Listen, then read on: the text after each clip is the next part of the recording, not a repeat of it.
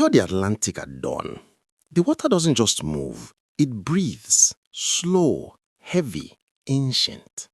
And along the coast of the Niger Delta, before borders had names and maps had lines, the tide carried more than salt and foam. It carried destiny. This is not a story about a man who was born powerful. Nah, this is a story about a man who took power back.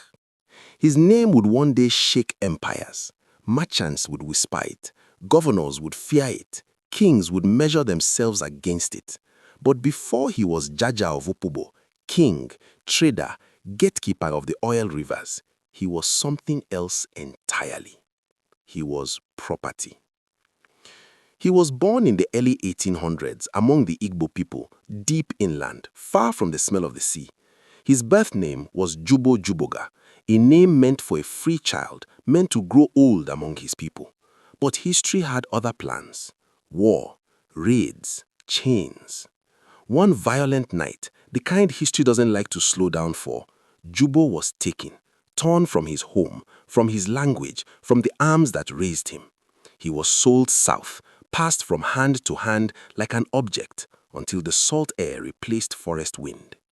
He arrived in Bonny, one of the most powerful trading states on the coast. Bonny wasn't just a town, it was a machine. Palm oil flowed through it like blood. European ships docked daily, British, Portuguese, hungry for oil to fuel their factories and ships. And Bonny stood between the interior and the sea, controlling the gates.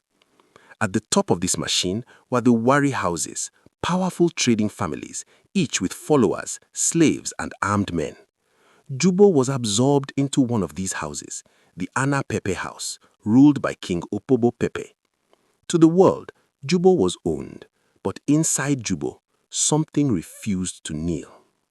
Slavery in Bonny wasn't just chains and whips. It was hierarchy, strategy, survival of the sharpest. A smart slave could rise, a foolish free man could fall. And Jubo was sharp. He listened more than he spoke. He watched who controlled the canoes, who spoke to the Europeans, who decided which river was open and which was closed. He learned numbers, he learned prices, he learned timing, when to wait, when to strike. While others saw muscle, King Pepe saw mind. Jubo became a trusted agent, then a canoe master, then a trade negotiator. He commanded men, he led expeditions upriver, he brought back wealth.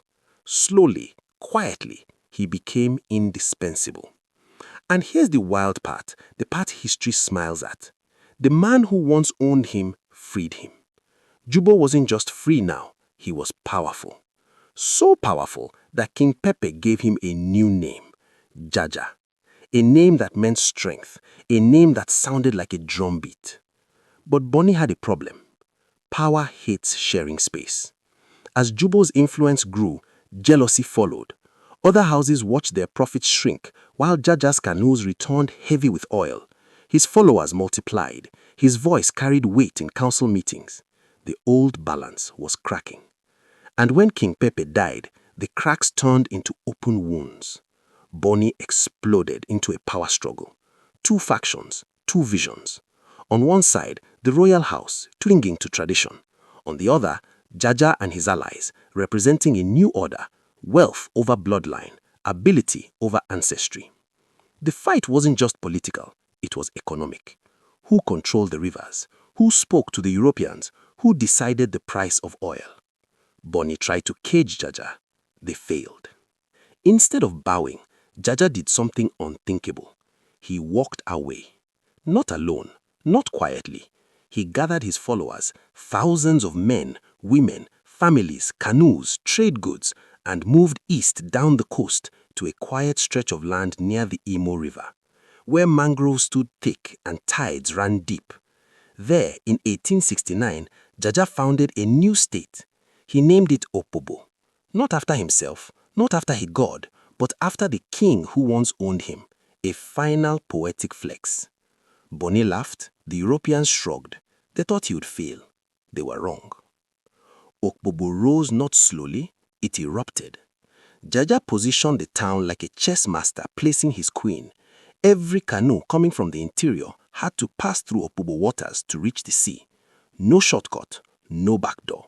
And Jaja made one rule: no European trader goes upriver. If you want oil, you buy from him. British merchants were furious, but they had no choice. Jaja controlled the flow, and when you control the flow, you control the future. Opobo grew rich. Schools, courts, order. Jaja ruled with discipline. Theft was punished, loyalty was rewarded, trade was regulated. His state became one of the most organized and prosperous on the coast. British captains saluted him, governors wrote his name in reports, and for the first time, a formerly enslaved African man stood as an equal in negotiations with the British Empire. But empires don't like equals. They like doors. And Jaja was a wall. In the next part, the British will come smiling, with pens, with treaties, with promises, and Jaja of Opobo will face the most dangerous weapon of all, not guns, but diplomacy. Empires don't always arrive with guns first. Sometimes they arrive smiling. Sometimes they arrive with gifts, handshakes, and paper. And in the early 1870s, the British Empire arrived in Opobo exactly like that. By now, Opobo was impossible to ignore. What started as a bold walkout from Bonny had become one of the most powerful trading states on the Niger Delta. Palm oil flowed through Jaja's territory in endless streams, thick, golden, and priceless to British industry. Factories in Liverpool, machines in Manchester, ships across the Atlantic, all of them depended on oil. And one African king, formerly enslaved, self-made, strategic, controlled the gate: Jaja of Opobo. To the British, that was a problem, not because he was violent, not because he was chaotic, but because he was effective. You see, the British had a plan for West Africa. They wanted free trade. Sounds innocent, right? But free trade didn't mean freedom for everyone. It meant freedom for them. It meant European traders sailing straight upriver, bypassing African middlemen, setting prices, breaking local power structures, and turning kings into ceremonial figures. And Jaja? Jaja said no. His policy was simple. If you want palm oil, you buy it from Opobo. No European canoe beyond the coast. No British agent in the interior. That wasn't arrogance. That was survival. Because Jaja understood something many rulers didn't yet see. Once you lose control of trade, you lose control of everything. The British response wasn't immediate violence. It was diplomacy. Governors sent letters praising Jaja's wisdom and leadership. Merchants visited his court with flattery dripping from every word. Treaties were drafted, long, confusing documents written in English legal language. They spoke of friendship, protection, peace, but buried in the lines were traps. Clauses about free navigation, equal access, British oversight. Jaja read them carefully, and every time he refused to sign. This shocked the British. They were used to kings who signed without reading, who trusted translators, who didn't fully understand the consequences. But Jaja wasn't guessing. He asked questions, he delayed, he negotiated. Sometimes he agreed to small concessions, never the core. And slowly, British frustration turned into something darker. Behind closed doors, reports were written. They described Jaja as obstructive, uncooperative, a barrier to progress. But what they really meant was, this man cannot be controlled. Meanwhile, Opobo kept thriving. Trade routes were organized, disputes were settled quickly, crime was punished. Jaja ruled with discipline, but also with vision. He sent young men to learn European languages. He welcomed missionaries, but limited their influence. He modernized without surrendering control. Opobo wasn't anti-Europe, it was anti-exploitation. And that distinction made the British nervous. Then came the incident, the one that would change everything. A British trader attempted to bypass Opobo's authority, sneaking goods upriver, breaking Jaja's trade laws. Jaja responded swiftly.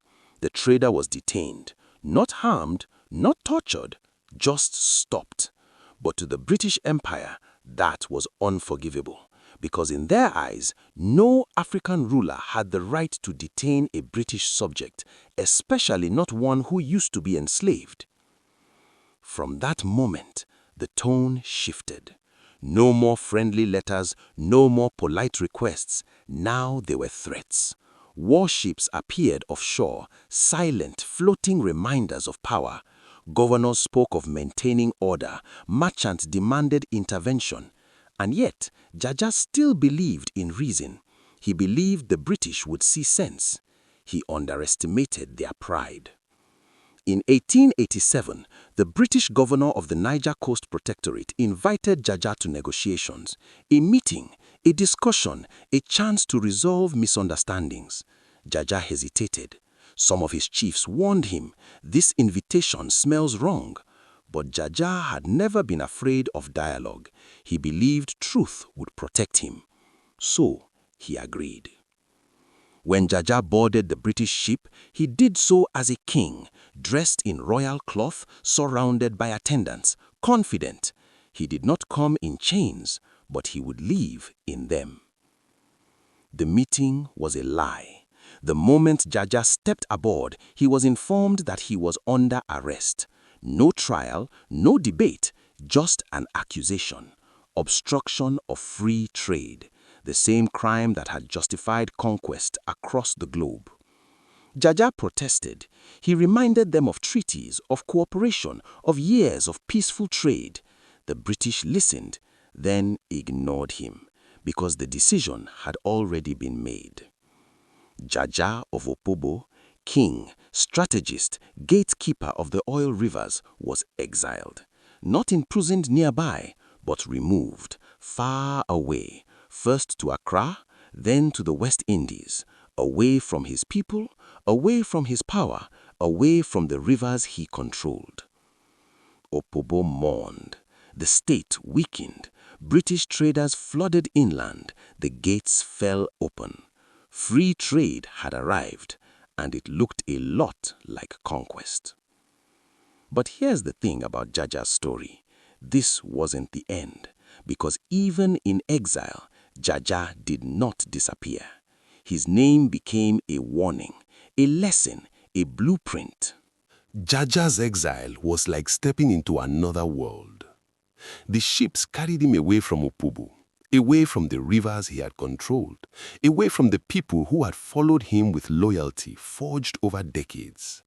Accra first, then the Caribbean, strange lands with sunburned sands and unfamiliar languages. The air smelt different. The food was strange. The rhythms of life were not his own. Yet, Jaja survived, because survival was coded into him from birth. He had survived slavery, betrayal, and wars he hadn't fought yet. And now, in exile, the challenge was different. It was quiet, slow, and insidious. He found himself walking streets where nobody knew who he was. Nobody knew the story of a man who had once owned the rivers and the tides themselves. To them, he was a stranger, a foreigner, a man without the power that had defined him. At night, he lay awake and remembered the mangroves, the tides, the sound of canoes hitting the water under his command. Memories burned, sweet and painful at the same time. In Opobo, he had been a king. Here, he was merely a man, and men like him were powerless. But even in exile, Jaja's mind never rested. He studied the British, their trade patterns, their habits. He wrote letters to sympathetic traders, learning who had been loyal, who had betrayed him. Even stripped of command, he remained a strategist. Sickness came next. Tropical fevers, infections, exhaustion from travel, and the psychological weight of isolation. Many men would have withered. Many would have given up. But Jaja knew that yielding now would mean that his people and his state would be lost forever. His health became a battleground. His body weakened, but his mind sharpened. Meanwhile, back in Opobo, the British learned what they had done. Removing Jaja did not bring the smooth control they had imagined. Instead, disarray emerged. The trade networks he had established became chaotic. Chiefs argued, factions splintered, and the European traders realized that the absence of Jaja's guiding hand had created more problems than it had solved. Opobo had been strong because of him. Without him, it faltered. Rumors of Jaja's exile spread, traveling along the rivers and coastlines. Merchants, sailors, and travelers whispered his name. Young leaders learned his strategies. Mothers told their children about the man who had risen from slavery to command kings. Even far from home, his influence was felt. Jaja wrote letters too. Some were intercepted, some delivered. They contained advice, warnings, and sometimes pleas. But through it all, his voice remained a warning. Remove me if you must, but you cannot remove what I have built. Isolation tested his relationships. Allies he trusted were far away, and new faces were uncertain. Deception was constant. Some sought to use him for their own gain, others to betray him to the British. Jaja always read people, but the exile world was a constant trial. Trust became a currency more valuable than gold. He learned patience in ways he never had before. Whereas before he had been able to act, to command, now he could only plan. Every decision had to be calculated against the long shadow of time and distance. Every letter sent, every contact made, every move in exile was a chess piece carefully placed. Years passed. The rivers of Opobo still flowed and people still remembered. But the man himself was far, far away, and yet his legend grew. Eventually, sickness caught up with him. His body weakened. He realized the truth that no strategy could defend against. Mortality is the one enemy even a king cannot outmaneuver. But as he lay ill, he reflected not on what he had lost, but on what he had created. The towns he had built, the trade networks he had controlled, the people he had elevated, and the standards he had set were his legacy. That could not be taken. Even in his last moments, Jaja remained more than a man. He was a symbol of resilience, strategy, and the assertion that even those born into chains could claim agency and command history.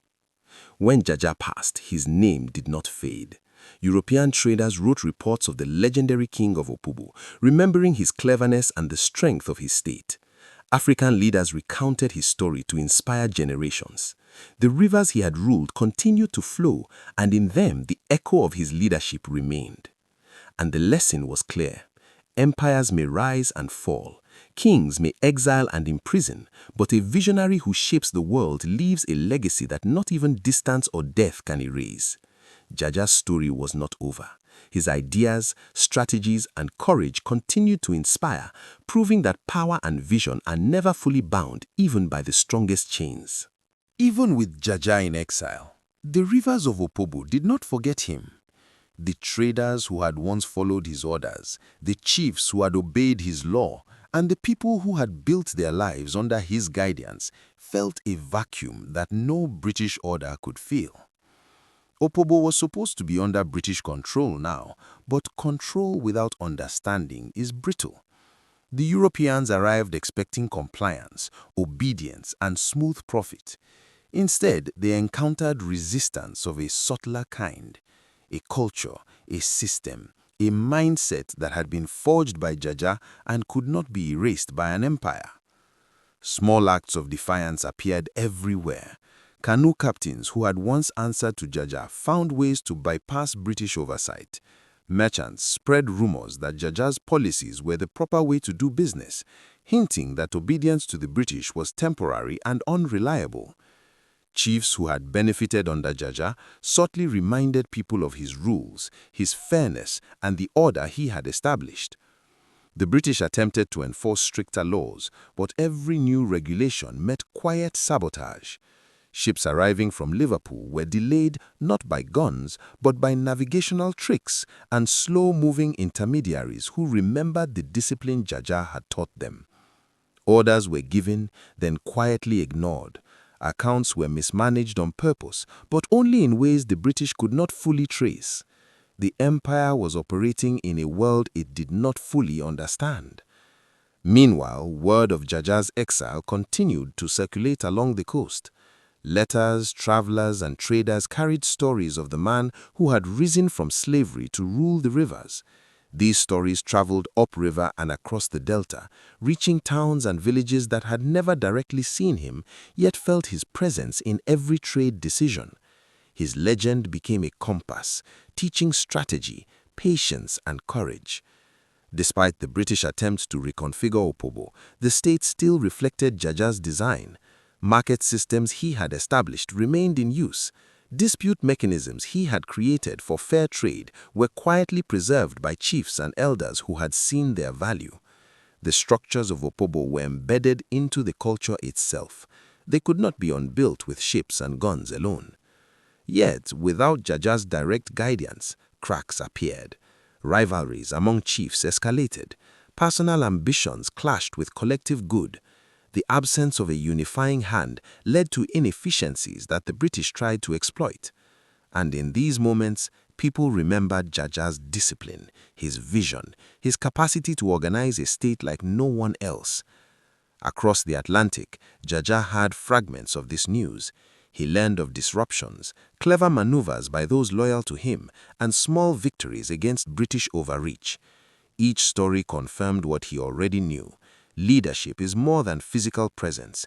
Influence, principles, and strategic vision endure beyond exile. The British were beginning to understand that controlling Opobo would never be as simple as removing its king. Power had been cultivated, not stolen. They could occupy, they could intimidate, but they could not instantly erase the mind that had shaped the territory. Jaja's exile became a lesson in subtle resistance. His people, without explicit orders, continued to honor his strategies. Every trade route, every negotiation, every dispute settled according to his principles was a reminder that leadership is not merely about presence, but about the imprint left on a community. And somewhere deep in the delta, the echo of his vision was heard in whispers, in advice to young traders, in the cautious respect that even British officers had to show when they navigated the waterways. Through all of this, the essence of Jaja's genius became clear. You can exile the man, but you cannot exile the ideas that built a state. His legacy was living, breathing, and shaping Opobo in ways even the empire could not suppress. The river currents carried his memory, the mangroves echoed his discipline, and the tides remembered the king who had once commanded them. Generations later, the rivers of the Niger Delta still whispered Jaja's name, not because of fear, not because of power in the traditional sense, but because of what he had built and what he had embodied. He was a symbol, a living story that could not be erased, a lesson in resilience, strategy, and vision. Even after his death, the trade networks he had established continued to function, albeit adapted by those who remembered his methods. Chiefs and elders told his story to young men and women, not as a tale of conquest, but as a blueprint of leadership.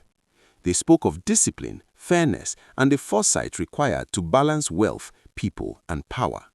Every transaction, every negotiation, every decision echoed Jaja's principles.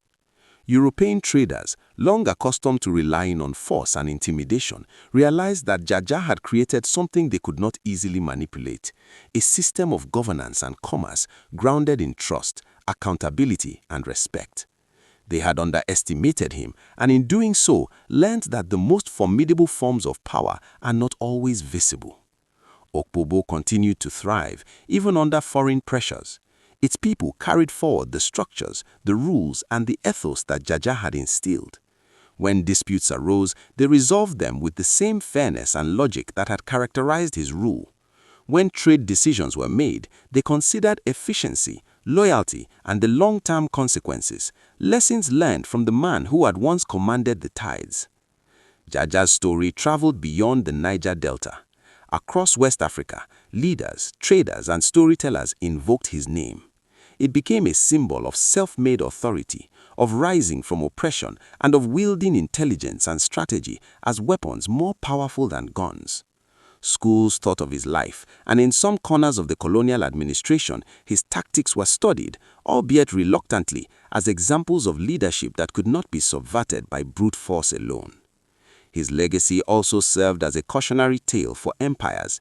Even when a ruler is removed, their influence cannot always be confined. Ideas outlive individuals. Strategies endure.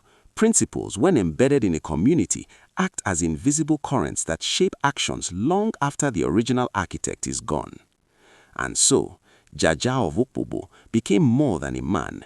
He became a measure of what is possible, from enslavement to sovereignty, from exile to everlasting influence. He proved that true power is not only in control, but in vision and in the ability to instill that vision so deeply that it continues to guide people when the architect is no longer present. His rivers still flow, carrying more than water. They carry the memory of a king who commanded respect, not with fear, but with intellect and integrity. His mangroves still stand, a living monument to order and foresight. And the tides of Opobo, forever rhythmic and unstoppable, echo the story of a man who changed the course of his people's destiny, leaving a legacy that no empire could wash away. Jaja's life reminds us that power is more than title or territory. It is influence, vision, and resilience. And while empires rise and fall, and kings come and go, the legacy of a true leader, one forged in adversity, shaped by wisdom and sustained by principles, can never be taken away. His story, vibrant and enduring, continues to inspire generations, proving that greatness is not always inherited, but earned and preserved through courage, intellect, and unwavering resolve.